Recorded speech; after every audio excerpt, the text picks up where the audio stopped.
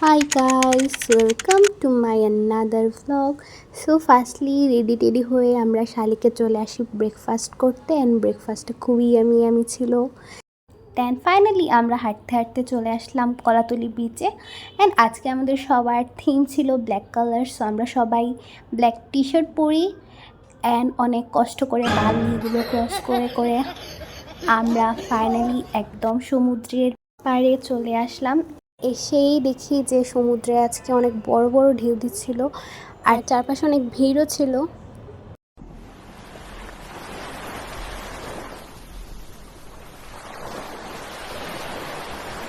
তো finally guys আমরা পানিতে নেমে পড়ি, বাট আমরা কেউ তেমন সাঁতার পারি না, তাই আমরা একজন আরেকজনকে খুব ভালো করে ধরে ধরে রাখছিলাম। পানিতে নামার পর এত ভালো লাগছিল, মানে এই টাইমটা আমরা এত বেশি এনজয় করি যে বলার মতো না। এতে কাটানো বেস্ট টাইম বললেই চলে। দেন সাডেনলি মনে একটা ঢেউ আসে যে আমরা টেনে পড়ে যাই। তারপর আমরা ডিএসএলআর দিয়ে কিছু পিক তুলে আমাদের লাঞ্চটা শেষ করে আবার রেডি হয়ে চলে আসি ঐতিহ্যবাহী রাংপুর বুদ্ধ মন্দিরে। আর মন্দিরটা বেশ সুন্দর ছিল, পুরোটা গোল্ডেন দিয়ে কারুকার্য করা ছিল। এখানে ফুল ক্লিপটা আমি ডিলেটই করে ফেলছি, মেবি আমি পাইনি খুঁজে। সো আমি তোমাদের দেখানোর জন্য এখানে কিছু পিক অ্যাড করে দিই যাতে তোমরা এইটা দেখতে পারো। জায়গাটা বেশ সুন্দর ছিল। সামনে আরেকটা বুদ্ধ আশ্রম ছিল, সেখানেও যাই। অ্যান্ড দেন আমরা চলে আসি ঐতিহ্যবাহী রাজা চা খেতে। অ্যান্ড গাইস এখানে অ্যাম্বিয়েন্সটা কি বলবো, এত বেশি জোশ ছিল।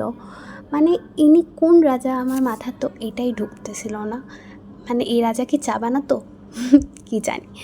যাই হোক, তো ভিতরের ডেকোরেশনটা আমি কি বলবো, দেখো এখানে মানে কি ছিল না আমি বুঝতে পারতেছি না। এখানে এত কিছু দিয়ে ডেকোরেশন করছিল, মানে এত সুন্দর ছিল ভিতরের জায়গাটা দেখতে। অ্যান্ড আমাদের সামনেই চাটা মেক করা হচ্ছিল। এখানে আমরা দেখতেছিলাম কীভাবে কী করতেছে। অ্যান্ড এই তো দিদি ভাই এখানে অর্ডার দিয়ে দিচ্ছিল। দেন আমরা চাটা খেয়ে নিই, এই আমাদের চা। তারপর আমরা চলে আসি বিচে।